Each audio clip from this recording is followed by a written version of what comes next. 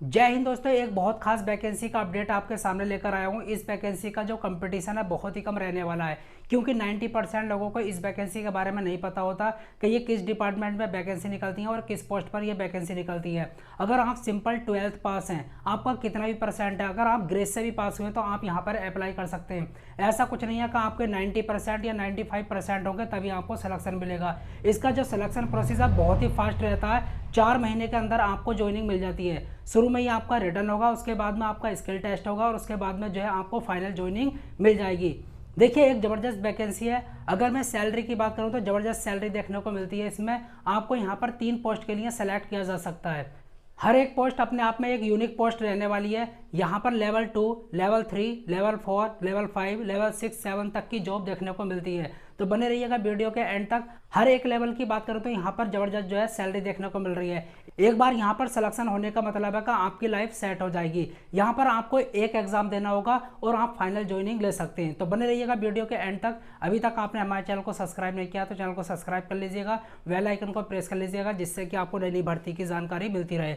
A to Z मैं आपको यहाँ पर बतलाऊंगा किस डिपार्टमेंट में और किस मंत्रालय में आपकी ये जॉब देखने को मिल रही है। सबसे पहले मैं आपको ये बतलाना चाहूँगा, देखिए ये जो है आपका एक डिपार्टमेंट है, बहुत ही यूनिक है, NBEMS। इसका सीधा सा मतलब है national board of examination in medical science, okay, जो गवर्नमेंट ऑफ इंडिया के अंतर्गत आता है। अगर मैं विभाग की बात करूं, देखिए ये जो आपका डिपार्टमेंट है NBEMS, यह आता है ministry of health and family welfare के अंतर्गत। अब यहाँ पर पोस्ट नेम की बात करूँगा। देखिए किस किस पोस्ट पर आपको सेलेक्ट किया जाएगा। अगर आपने कोई भी यहाँ पर पोस्ट ले ली तो मानकर चलिए SSC NTPC की जो लेवल 3 लेवल 4 की आपकी पोस्ट होती हैं, उतनी ही सैलरी आपको यहाँ पर मिलेगी। यहाँ पर आपको जूनियर असिस्टेंट के तौर पर सेलेक्ट किया जा सकता है। लेवल 3 की ये पोस्ट रहने वाली है, ग्रुप C की, ओके। जूनियर अकाउंटेंट लेवल 4 की, सीनियर असिस्टेंट लेवल 7। देख रहा हो कितनी ज़बरदस्त तरीके से यहाँ पर पोस्ट रहने वाली हैं। लेवल 7 तक की बात कर रहा हूँ, SDM से जस्ट नीचे। देखिए अगर आपने यहाँ पर पोस्टिंग ले ली तो सबसे पहले जो आपकी ज्वाइनिंग होगी न्यू दिल्ली में होगी। कहाँ पर? न्यू दिल्ली, जो इंडिया में है। एज अ क्लर्क आप काम कर रहे होंगे, मतलब कि कंप्यूटर पर बैठकर आराम से डेटा को रिकॉर्ड कर रहे होंगे। जो भी काम रहते हैं कंप्यूटर से रिलेटेड वही आपको करना होगा, ओके। अब देखिए हम यहाँ पर बात करेंगे NBE का एग्जाम कौन कंडक्ट कराता है। जैसे कि आपको पता होगा SSC की कोई भी वैकेंसी हो, उसका जो एग्ज़ाम कंडक्ट कराता है, टोटल जो सिलेक्शन प्रोसेस चलता है वो आपका TCS कराता है। यहाँ पर कौन कराता है? NTA, national testing agency. ये एक बहुत बड़ा डिपार्टमेंट है, यही आपका एग्ज़ाम कंडक्ट कराता है। किसका? NBEMS का। अब यहाँ पर एज की बात करेंगे। अगर आप जनरल से आते हैं तो आपकी मिनिमम एज 18 साल होनी चाहिए, मैक्सिमम एज 27 साल होनी चाहिए। जैसा कि आपको पता है गवर्नमेंट रूल के अकॉर्डिंग OBC वालों को 3 साल की छूट मिलेगी, SC ST वालों को 5 साल की छूट मिलने वाली है। OBC वाले 18 से 30 तक अप्लाई कर सकते हैं और SC ST वाले 18 से 32 साल तक अप्लाई कर सकते हैं।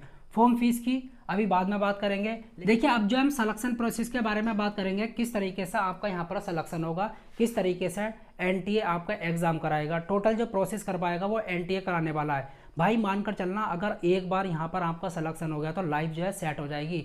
देखिए बहुत सारे बंदे जो है तैयारी करते हैं CHSL के लिए, NTPC के लिए, CGL के लिए।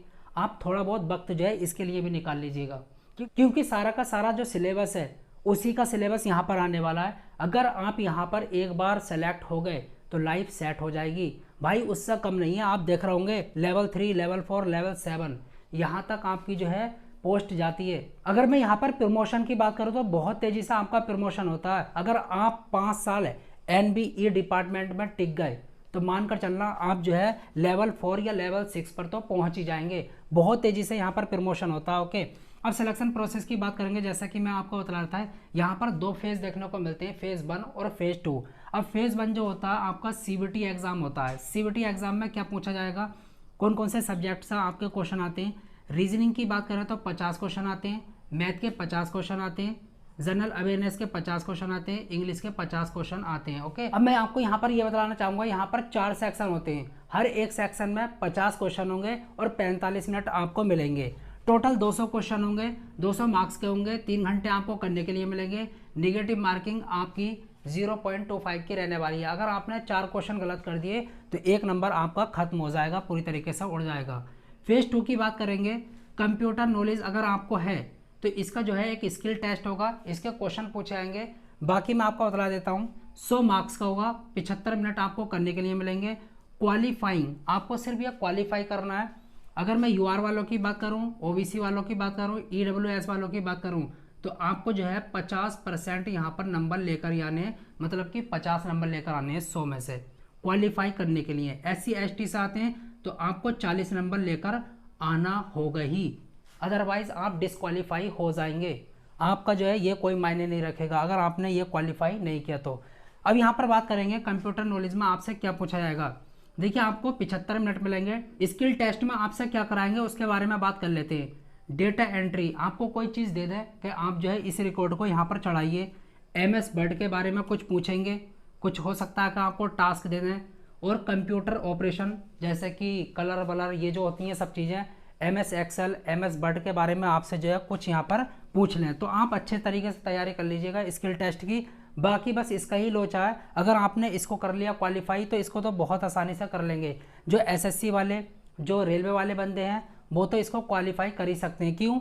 General awareness, reasoning, math, English ये तो पूछे ही जाता है SSC और रेलवे में, तो आप तो कर ही सकते हैं। बाकी ये उनके लिए अपॉर्चुनिटी है जो 12th करके निकले, उनके लिए बहुत शानदार मौका। अगर आप यहाँ पर सिलेक्शन लेना चाहते हैं तो बस आपको थोड़ी सी मेहनत करनी होगी और अभी आपके पास टाइम है। इसका जो एग्ज़ाम होता है अप्लाई डेट के 4 महीने बाद होता है, तो आपके पास 4 महीने होंगे, आप ये भी कर सकते हैं और साथ ही साथ इसकी भी तैयारी कर सकते हैं, मतलब रिटर्न की भी तैयारी कर सकते हैं, स्किल टेस्ट की भी तैयारी कर सकते हैं। देखिए डेटा एंट्री आपको कुछ रिकॉर्ड चढ़ाने के लिए दे दिया जाएगा। MS एक्सेल, MS वर्ड और कंप्यूटर के कुछ ऑपरेशन आपसे करा सकते हैं। देखिए अप्लाई डेट बतलाने से पहले मैं आपको इसकी जॉब प्रोफाइल बतलाने वाला हूँ, क्योंकि बहुत सारे बंदों का, बहुत सारे कैंडिडेट का एक ही तरीके का क्वेश्चन रहता है कि हम इसमें सेलेक्ट होगा तो हमको क्या करना होगा।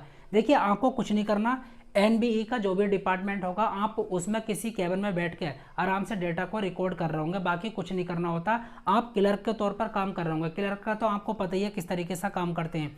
अच्छा, जॉब लोकेशन क्या रहने वाली है, सबसे पहले मैंने आपको बताया जैसे ही आप सेलेक्ट होंगे तो आप सबसे पहले जो है न्यू दिल्ली में सेलेक्ट होंगे, एज अ क्लर्क आप काम कर रहे होंगे। अगर मैं एग्जाम सेंटर की बात करूँ तो इसका जो एग्जाम सेंटर है हो सकता है कि दिल्ली में रहे या फिर ऑल ओवर इंडिया में जो आपके महानगर होते हैं उसमें भी हो सकता है। अब देखिए इसकी जो है मेरिट लिस्ट के बारे में बात करेंगे। इसकी जो मेरिट बनती है वो कितने नंबर से बनती है। इसकी जो मेरिट बनेगी वो 300 नंबर से बनेगी। कितने से? 300 नंबर से। देखिए 200 का तो रिटर्न होगा और 100 का आपका क्या होने वाला है, स्किल टेस्ट होने वाला है, तो 300 से आपकी जो है मेरिट बनने वाली है। और इसका कंपटीशन बहुत कम रहता है क्योंकि बहुत सारे बंदों को इसके बारे में नहीं पता होता। अब यहाँ पर मैं वीडियो बना रहा हूँ, अब लगातार जो है वीडियो बनेंगी तो इस वजह से हो सकता है कि थोड़ा बहुत कंपटीशन बढ़ जाए, लेकिन यहाँ पर बहुत सारे बंदे नहीं भरते, बहुत सारे बंदों को पता ही नहीं होता, अप्लाई नहीं करते। यहाँ पर अगर मैं पिछली बार की बात करूँ तो करीब 20 से 25 हज़ार जो है फॉर्म भरे गए थे। कितने? 20 से 25 हज़ार फॉर्म। अब कितनी वैकेंसी निकली थी? करीब 300 वैकेंसी निकली थी। अगर यही 300 वैकेंसी SSC या फिर रेलवे में निकल जाती तो 4 से 5 लाख जो है फॉर्म भर जाते, लेकिन यहाँ पर कितने भरे? 20 से 25 हज़ार फॉर्म अप्लाई हुए थे सिर्फ, और यहाँ पर 300 बंदों का सिलेक्शन हुआ था। अब मान के चलो इनकी तो लाइफ सेट ही हो गई ना भाई। जो SSC की पोस्ट होती हैं लेवल 3, लेवल 4, लेवल 5 वही यहाँ पर मिल रही है आपको इतने कम कंपटीशन में, तो भाई इसमें ज़रूर अप्लाई करें। ओके, मैं आपसे यही कहना चाहूँगा, इसमें ज़रूर अप्लाई करें अगर आप SSC या फिर रेलवे की तैयारी कर रहे हैं। बाकी 12th वाले तो कर ही सकते हैं, अपॉर्चुनिटी है, शानदार मौका है। अब देखिए इसकी अप्लाई डेट बतलाने से पहले मैं आपको 2023 के बारे में कुछ बतला दूं, तब आप समझ जाएंगे इसके जो है फॉर्म कब तक शुरू हो जाएंगे। 2023 की बात करूँ तो जो ऑनलाइन आवेदन शुरू हुए थे NBE के 30 सितंबर 2023 को शुरू हुए थे। कितने को? 30 सितंबर 2023। लास्ट डेट जो थी अप्लाई की 20 अक्टूबर 2023 थी।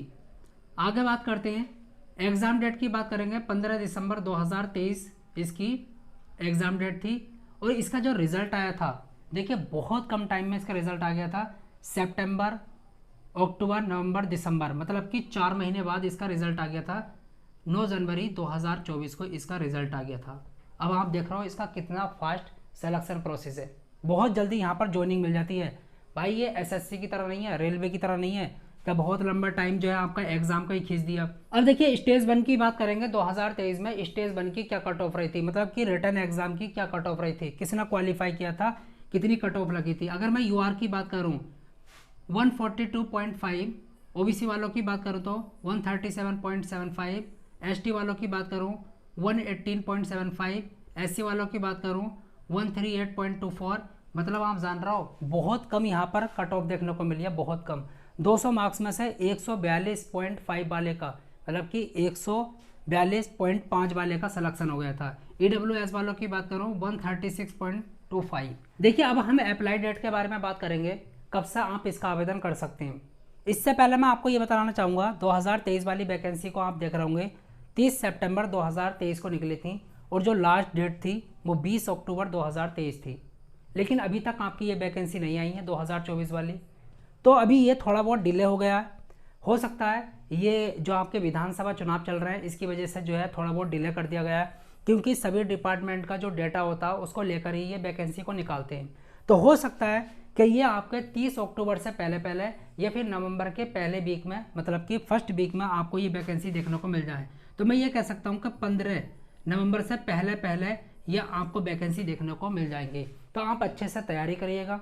देखिए बहुत कम यहाँ पर कंपटीशन रहता है और सिलेबस भी इतना ज़्यादा हार्ड नहीं है। इस स्किल टेस्ट की आपको थोड़ी बहुत तैयारी करनी है, बाकी आप यहाँ पर सिलेक्शन ले सकते हैं। आई होप आपको A to Z समझ आ गया होगा। अब यहाँ पर बात करेंगे फॉर्म फीस कितनी रहती है। अगर मैं यूआर वालों की बात करूँ, ओबीसी वालों की बात करूँ, ईडब्ल्यूएस वालों की बात करूँ, तो आपको जो है यहाँ पर 1500 रुपये देने होंगे। भाई यहाँ पर फॉर्म फीस थोड़ी ज़्यादा रहती है, लेकिन आप देख रहे होंगे पोस्ट भी ज़बरदस्त रहती है। SC ST या किसी भी कैटेगरी की फीमेल है, किसी भी कैटेगरी की, आपका कोई भी रुपया नहीं लगने वाला। ओके, यहाँ पर आप फ्री ऑफ कॉस्ट में अप्लाई कर सकते हैं। आई होप आपको समझ आ गया।